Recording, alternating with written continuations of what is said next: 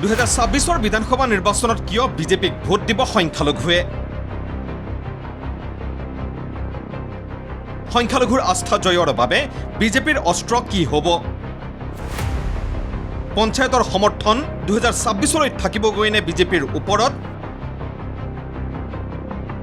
2014 পৰা 2024লৈকে অসমৰ ৰাজনীতিত চলিছিল 35:65ৰ সমীকৰণ। প্ৰায় এটা দশক বিজেপিয়ে চলোৱা 35:65ৰ ৰাজনীতিৰ সমীকৰণ লাহে লাহে সলাবলৈ ধৰিছে। বিজেপি চৰকাৰৰ কল্যাণকামী আঁচনি আৰু মাইমেল দেশী জোলহা গৰিয়া আদি জনগোষ্ঠীৰ প্ৰতি বিজেপি চৰকাৰে দেখুওৱা আস্থাৰ লগতে খিলঞ্জীৰ স্বীকৃতিয়ে সলনি কৰিবলৈ লৈছে ৰাজ্যৰ ৰাজনীতি, যাৰ বাবে পঞ্চায়ত নিৰ্বাচনত সংখ্যালঘু এলেকাত বিজেপিৰ লগতে মিত্ৰ অগপয়ো অভূতপূৰ্ব সফলতা লাভ কৰিছে। সদ্য ঘোষিত পঞ্চায়ত নিৰ্বাচনৰ ফলাফলত এনে কিছু জেডপিচিৰ আসন আছে যিবোৰত সংখ্যালঘুৰ দপদপনি আছিল, আৰু সেইবোৰ জেডপিচিৰ আসনত জয়ী হৈছে বিজেপি।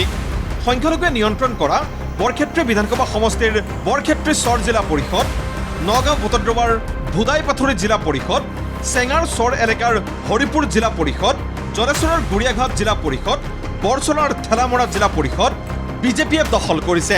একেদৰে অগপই তেজপুৰৰ ভোমোৰাগুৰি জিলা পৰিষদ, বজালীৰ দক্ষিণ পশ্চিম বজালী জিলা পৰিষদ আৰু পূব গোৱালপাৰাৰ ভালুকডুবি জিলা পৰিষদ দখল কৰিছে।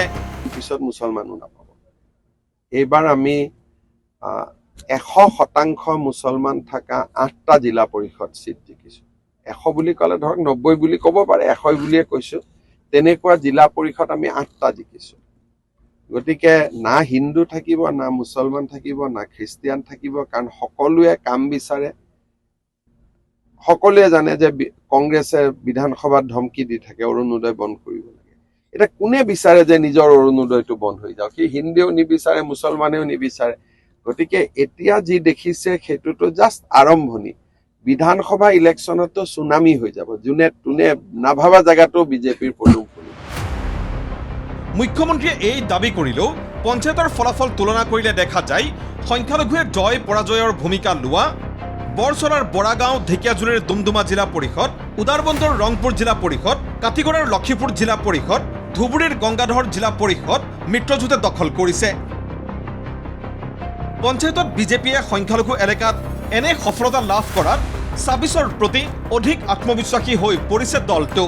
আৰু এনে প্ৰেক্ষাপটতেই বিজেপি দল আৰু চৰকাৰে সংখ্যালঘুৰ সমৰ্থন 2026লৈ যাতে অক্ষুণ্ণ ৰখাই নহয়, ভোটৰ হাৰো যাতে বৃদ্ধি হয়, তাৰ বাবে আনি আছে ব্ৰহ্মাস্ত্ৰ, নাম বসুন্ধৰা চাৰি। বসুন্ধৰা চাৰিৰ জৰিয়তে চৰ চাপৰিৰ এলেকাত ভূমিপট্টা প্ৰদান কৰি বা তাৰ প্ৰতিশ্ৰুতি দি সংখ্যালঘুৰ মন জয় কৰাই নহয়, নিৰ্বাচনত চুনামি অনাৰ লক্ষ্য লৈছে দলটোৱে।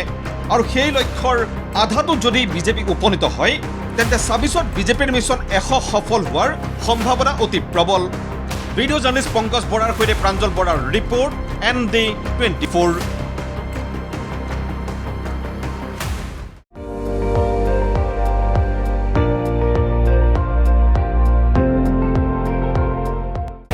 আপুনি চাই আছে ND24, সৰ্বশ্ৰেষ্ঠ নহয়, সৰ্বোত্তমৰ দৌৰ।